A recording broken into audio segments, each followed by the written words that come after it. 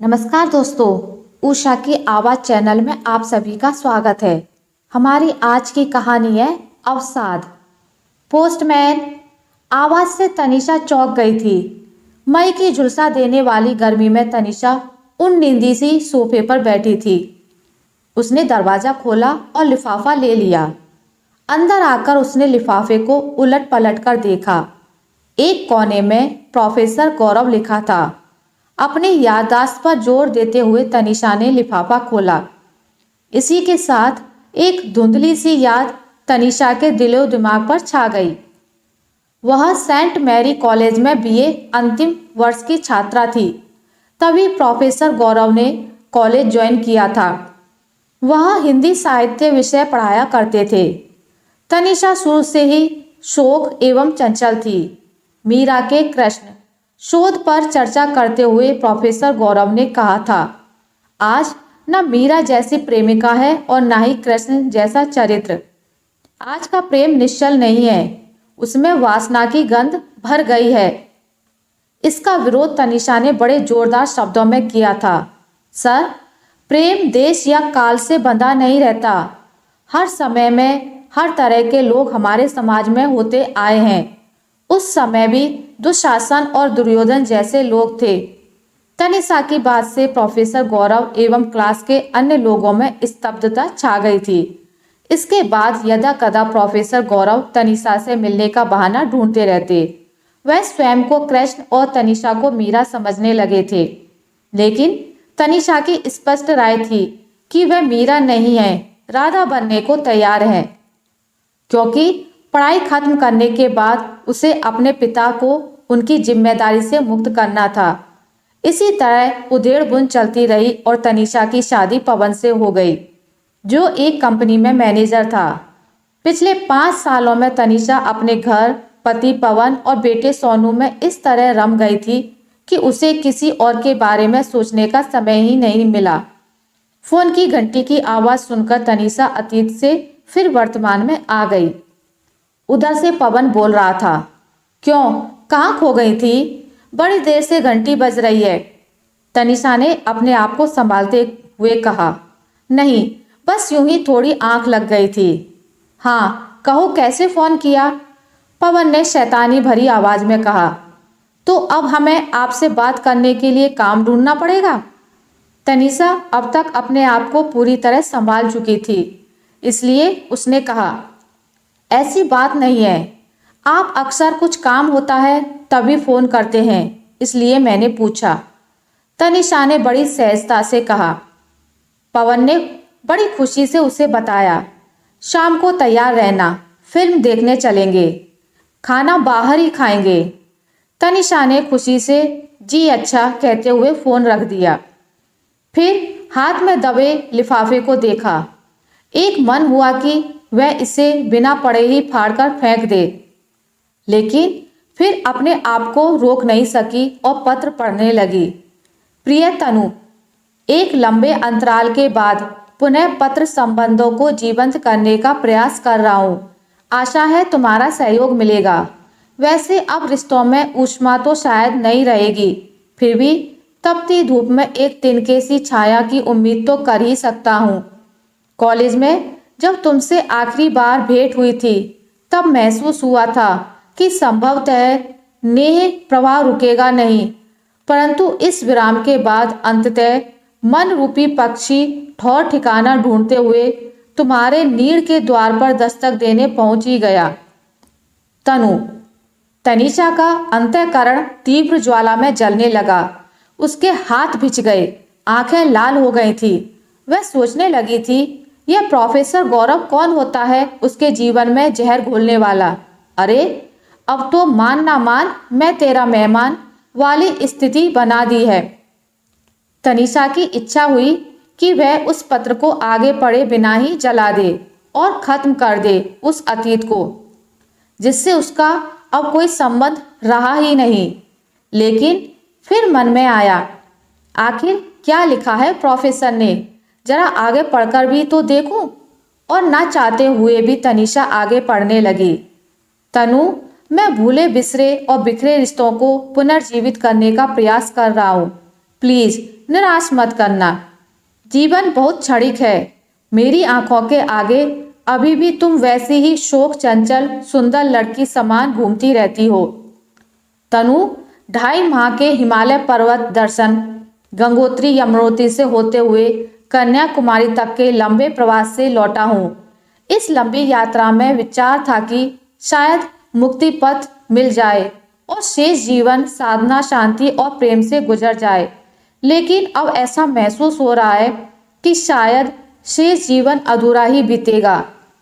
जब अपनों का साथ ना मिले तो वियोग और भी असहनीय हो जाता है। अब सोचता हूँ कहीं चला जाऊं, सबको छोड़कर, तुमको, अपने को भी, सभी को। तनिषा ने महसूस किया कि किसी ने एक भारी बोझ रख दिया है उसके सीने पर। आखिर उसने गौरव को क्या अपनापन दिखाया था कि इतने साल वह उसकी याद में जिंदगी गुजारता रहा और अब भी अपना दीवानापन दिखा रहा है। आगे प्रोफेसर गौरव ने लिखा था, तनु, मुझे बाद में ज्ञात हुआ था कि तुम मेरे मनोहर का इंतजार नहीं कर पाई थी और डोली में बैठकर चली गई थी। तनु, अभी भी मेरे कल्पना के चित्र संग्रह में तुम्हारा दुल्हन के रूप में चित्र सुरक्षित है। मैंने तो तुम्हारा परित्याग नहीं किया था, फिर भी तुम इतनी नाराज क्यों बैठी हो? तेज तपन के बाद कजरी के दिन समीप हैं, याद करोगी ना? भाई पवन को याद कहना। स्वाति की प्रतीक्षा में तुम्हारा ही गौरव। पत्र पढ़कर तनिषा का अंतर्द्वंद तेज हो गया। आखिर चाहता क्या है गौरव? क्या उसे पवन की निगाह से गिराना चाहता है या यह सिद्ध करना चाहता है कि अभी भी तनिषा पर उसका अधिकार है? लेकिन किस अधिकार से वह यह सब लिख रहा है? अच्छा होगा कि मैं यह पत्र जला दूं, लेकिन यदि गौरव का उद्देश्य उसे नीचा दिखाना, परेशान करना एवं नुकसान पहुंचाना है तो वह फिर पत्र लिखेगा जिसमें पुराने पत्र का भी उल्लेख करेगा। अभी तो पत्र मेरे पास है। कभी पवन के हाथ लग गया और उसने पढ़ा तो एक अज्ञात भय से तनिषा के शरीर में सिहरन सी दौड़ गई। या फिर पवन को इस पत्र के साथ सब बता देना चाहिए कि उसका गौरव से कभी कोई संबंध नहीं रहा। पुरुष का मन इतना विशाल नहीं होता कि कोई उसकी पत्नी को चाहे और वह पत्नी पर शक ना करे। अरे वह तो यही सोचेगा कि कहीं तो आग लगी होगी, तभी तो धुआं उठ रहा है। तभी दीवार पर एक छिपकली ने एक कीड़े को अपने मुंह में दबा लिया। तनिषा को ऐसा महसूस हुआ मानो गौरव ने अपना खूनी पंजा उसके गले पर रख दिया है। एक बार तनिषा के मन में आया कि वह गौरव को उसके दिए पते पर पत्र लिख दे कि वह इस तरह के पत्र ना लिखे। लेकिन यदि गौरव ने उस पत्र को ही आधार बनाकर पवन से सीधे पत्राचार किया तो फिर मैं क्या करूं? तनिषा सोच नहीं पा रही थी। दाम्पत्य जीवन का आधार विश्वास की दीवार होती है। जब उसी में कोई सेंध लगा दे तो उस सेंध के भरने तक तो बिखराव आ ही जाता है और फिर सेंध को भरने पर उसमें धब्बा लग ही जाता है। तभी डोरबेल की आवाज से तनिषा के अंतर्द्वंद में विराम लग गया। सोनू सामने खड़ा था। नाराजगी से बोला, क्या मम्मी, इतनी देर से घंटी बजा रहा हूं और आप हैं कि? तनिषा ने कहा, बेटे यूं ही जरा आंख लग गई थी। और वह सोनू के कपड़े बदलकर नाश्ता बनाने चली गई। इसी समय कब 5 बज गए तनिषा को पता ही नहीं चला। पवन ने आते ही कहा, अरे अभी तक तुम तैयार नहीं हुई? तनिषा ने बेमन से कहा, अभी तैयार हो जाती हूँ। तनिषा फिल्म के दृश्यों से अपने को जोड़ रही थी। एक खलनायक हीरो हीरोइन के जीवन में आ जाता है और हीरोइन को अपने मनगढ़ंत बातों से डराता है, उस पर दबाव डालता है कि वह हीरो को छोड़कर उसके पास आए। जब वह नहीं आती तो वह हीरो को गुमराह करता है और हीरो हीरोइन पर शक करने लगता है। इसी तरह उनका सुखी जीवन बिखर जाता है। वापस लौटते हुए तनिषा ने पवन को टटोलने के अंदाज से पूछा, फिल्म में जिस तरह खलनायक को दिखाया गया था, ऐसा वास्तविक जीवन में हो सकता है क्या? तब पवन ने गाड़ी चलाते हुए लापरवाही से कहा था, तनिषा, फिल्मों की कहानी और वास्तविक जीवन की कहानी में जमीन आसमान का फर्क होता है, लेकिन इनकी कहानी भी तो आम लोगों के जीवन पर ही आधारित होती है। पवन ने फिर कहा, अरे तनिषा, तुम भी कहाँ फिल्म के उस भाग को लेकर बैठ गई? अरे उसमें रोमांच, कॉमेडी भी तो थी। और दोनों हंसने लगे। घर आकर पवन थका हुआ होने के कारण जल्दी सो गया, जबकि तनिषा की आंखों में नींद कोसों दूर थी। सुबह सैंडविच बनाते समय तनिषा की आंखें जल रही थी, मन व्याकुल सा था, सिर भारी। बड़ी मुश्किल से सैंडविच बना सकी थी, इसलिए सैंडविच जल गए थे। तभी सोनू ने टोका, आज तो मम्मी ने वैसे ही सैंडविच बनाए हैं पापा, जैसे शादी के बाद पहली बार बनाए होंगे। सोनू की बात से सभी हंस दिए। काफी उधेड़ बुन के बाद आखिर तनिषा ने एक निर्णय ले ही लिया था। जब पवन ऑफिस जाने की तैयारी कर रहा था, तब उसका सामान ब्रीफ केस में रखते हुए सबसे ऊपर उसने प्रोफेसर गौरव का पत्र भी रख दिया। अब निर्णय पूरी तरह से पवन पर था। पवन और सोनू के जाने के बाद तनिषा सोचने लगी, पवन ने अपना ब्रीफकेस खोला होगा, फिर उसको गौरव का पत्र दिखा होगा जिसे उसने पढ़ा होगा, और अब यह जानने के लिए कि उस पत्र का क्या प्रभाव पड़ा, तनिषा ने ऑफिस फोन लगाया। उधर पवन की सेक्रेटरी की आवाज आई, मैडम, कॉन्फ्रेंस हॉल में मीटिंग चल रही है, साहब वहीं व्यस्त हैं, कोई मैसेज हो तो। लेकिन तब तक तनिषा ने फोन काट दिया। अक्सर ऐसा होता था कि तनिषा जब फोन करती और पवन नहीं मिलता, तब उसे जब भी समय मिलता वह जरूर फोन करता था। लेकिन शाम होने को आ गई थी, पवन ने फोन नहीं किया। रात को करीब 10 बजे जरूर फोन आया कि आज वह व्यस्त रहेगा, इसलिए वह और सोनू खाना खा लें। उस रात पवन देर से लौटा और घर आकर सो गया। न उसमें पहले जैसी चपलता थी, ना ही संबंधों की ऊष्मा। सुबह जब तनिषा जागती, पवन जा चुका था।